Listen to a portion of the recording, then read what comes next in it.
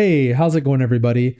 Today, I want to talk with you about these California balcony laws that were passed some time back that are affecting owners of multi-unit property, 3 units or more, or owners or people that are considering or thinking about buying a property in a condo complex in an HOA where there are exterior elevated elements.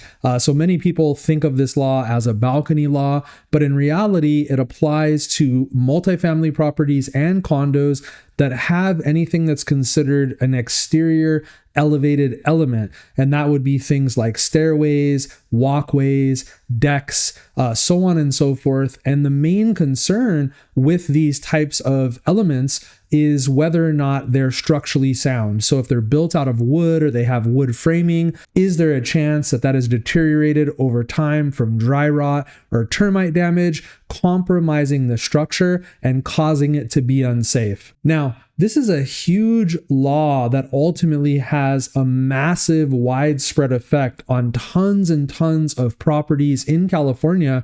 And the interesting thing is that I've found very few people actually know anything about it. And if they do, they have a very limited understanding. So in this video, I'm going to try to shed some light on these laws and how they may affect you if you do own a 3-unit or more building, or if you are in a condo complex or you're thinking about buying a home in a condo complex. And real quick, guys, if you are located here in Los Angeles County or Orange County and you need help with real estate in these areas, reach out to me. I'm here to help. And also, if you need a referral anywhere else in the country, I can help you with that as well. My contact information is down below. So first off, if you want to look these up, there's Senate Bill 721 and 326. And 721 applies to multi-unit rental properties, and 326 is the one that applies to HOAs that contain exterior elevated elements, as I shared earlier. Now, the deadline to comply with these bills has been extended, to my knowledge, until January 2026,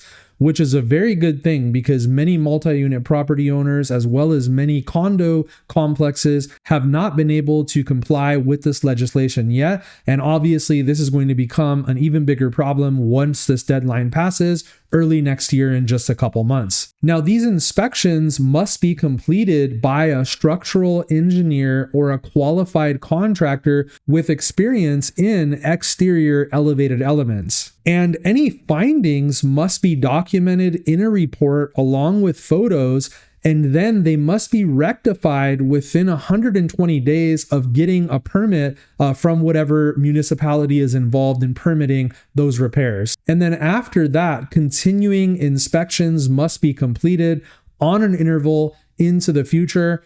For multi-unit property, that is every 6 years, and for condominiums, it's every 9 years. Now, let's talk about some of the issues that I'm seeing out there in the market as a result of these laws.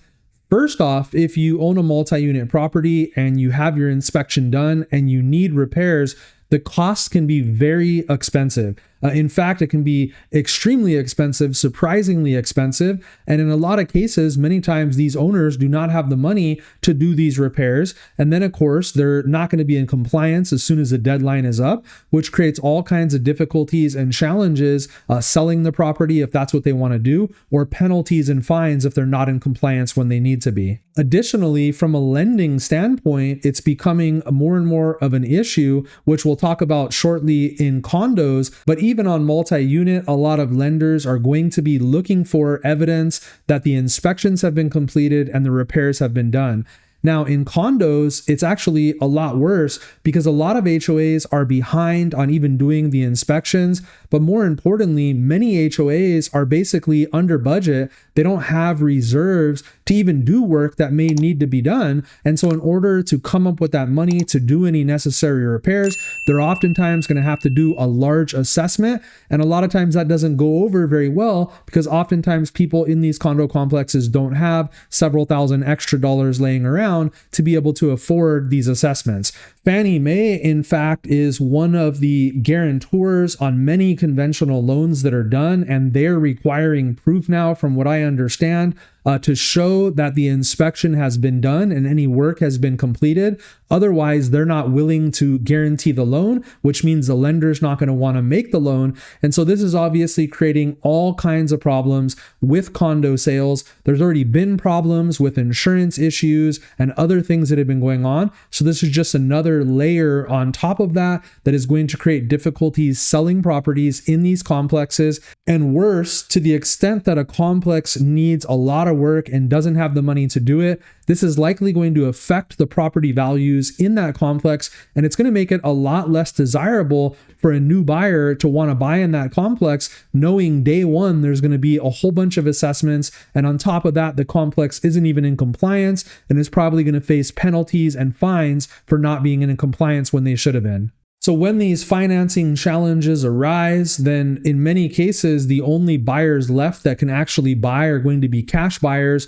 And if they know that all of this is going on, they're probably going to want a pretty hefty discount in order to come into a situation where they're probably going to have a whole bunch of assessments, in many cases that are unknown into the future as they become an owner in that complex. So if you own a multi-unit property that has exterior elevated elements, that's 3 units or more, this is something that you are running out of time on. You want to jump in and get your inspection scheduled so you can meet the deadline. And if you happen to be in an HOA, you obviously want to touch base with the HOA management company, figure out what has been done so far. Hopefully the complex passes the inspection without issue and you don't need any work. But if you do, you're going to want to keep an eye on what that path forward is going to be, what those costs are going to be, if there needs to be assessments, and so on. And obviously make sure any potential buyer knows this. And if you're a buyer, you're going to want to pay special attention to the HOA packet that you receive. Contact the HOA management company or the HOA manager if you need to, and find out what is going on. Has the inspection been done? Is there work that's required? Has it been done already? Or are they behind on the work? And is there money available to do this work? Or what are the anticipated assessments that they're going to have to raise on the owners of that property, so you know before you actually buy the property what that financial obligation is likely to be for you once you become an owner.